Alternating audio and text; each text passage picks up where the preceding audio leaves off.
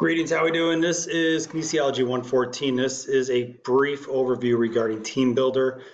You will receive a push notification from me through Teambuildr regarding the app. Now, here's the thing. You can go to the Android App Store, the Apple App Store, pick your app store. You can go right out to teambuildr.com and you can download the app to your phone. Now, this is how content will be delivered. The workout content will be delivered for our course.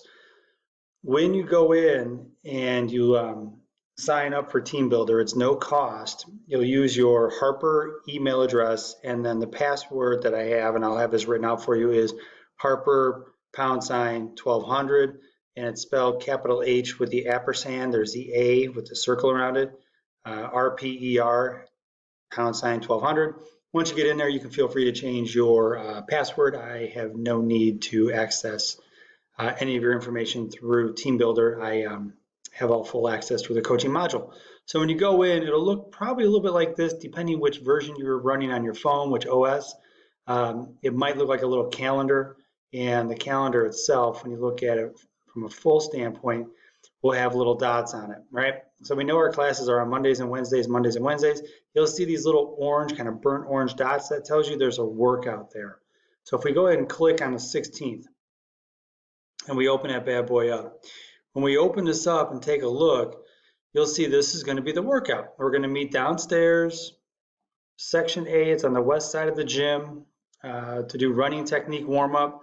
We'll do 1, perhaps 2 speed agility exercises once we get going. I only envision doing running technique during our first day because it's going to take a bunch of content, or the content's going to take a bunch of time.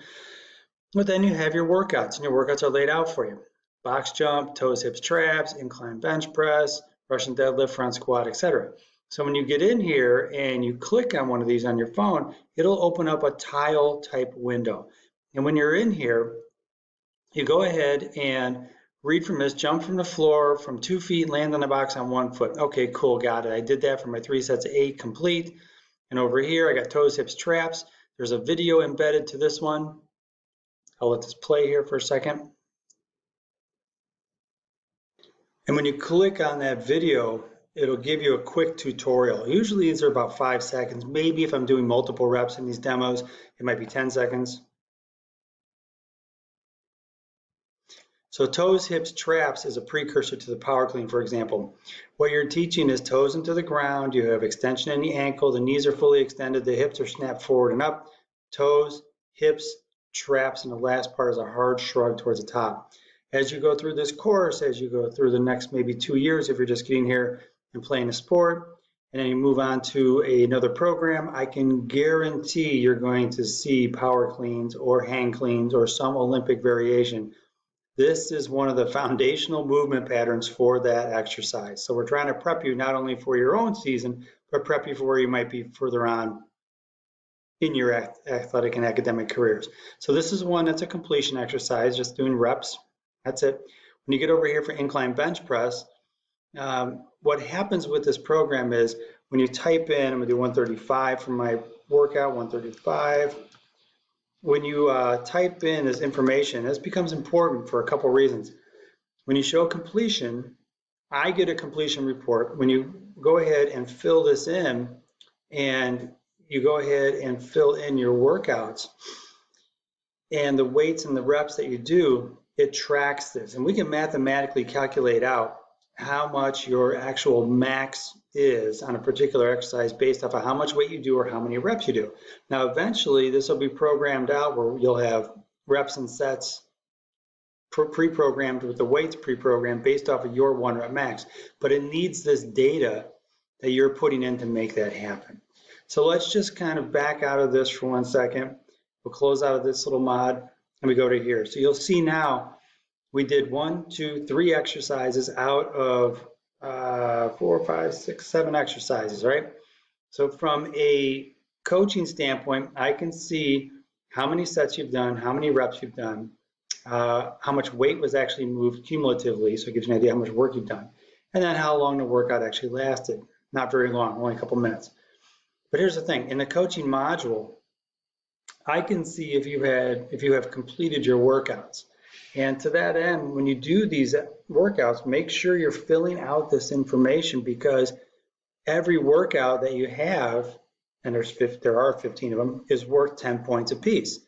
So you know you're getting graded on this. So don't sleep on this, guys. Make sure you get this done. You fill out this information, because if you want 100% full points for the workout for the day, you're going to have to do the entire workout and document it. At the end of every workout, you'll see group core work. That's where we're going to get together for 300 seconds, 5 minutes, and I'm going to lead you guys through a nice little core workout, core-palooza, however you want to say it, but we're going to do a bunch of core work to finish out. If you now take this a step further and you go ahead and go into maxes and PRs, from an athlete standpoint, we can track and see just how you're progressing. So I'm going to pause this here for one second. Yeah, it took a couple seconds on the Wi-Fi I'm on right now for us to populate. But what you see is an entire series of different exercises alphabetically laid out for you. And you can see, like, for example, over time, what your max is. And so the high water mark for the max for me on barbell squats, 261, and that's back in 2021. I need to get squatting again. But for this account, if we go into history, we can see graphically how you've progressed and what the slope of the progress is. Are you doing and adding more weight? Are you adding to your max based off of how many reps you do and how many sets or how much weight you do? And we can see over time where that high water mark was. So for example, guys, you can go in here and look back at your workouts and see what weights you were using and be able to use it as a tool going forward for your current workouts. By the time you get to maybe the end of the second week, I'll already have everything coded in, so it'll automatically start populating in your workout weights based off of your max. And I can't stress this enough. If you want to see that nice positive slope and in your graph in terms of your weights going up, if the workout calls for 8 reps, try to do 9. If the workout calls for 185 pounds, try to do 190 pounds. However you can add, whether it's by an additional rep or it's by an additional pound or 2 or 5 pounds, that will incrementally flow back through, the algebra doesn't lie, right back to your max. And you'll see a positive slope to the chart I just showed you. So on this, I get to see a report from the coaching module on how everybody's doing, how the workouts are going. With these workouts, I've made it pretty darn straightforward. I'm trying to throw in a bunch of different skills for you guys, so we work on athleticism first. We will have different exercises that'll be specific to your sport. In this class, I've had a person mention there on the track team, they do sprinting. Somebody else played hockey when they were younger.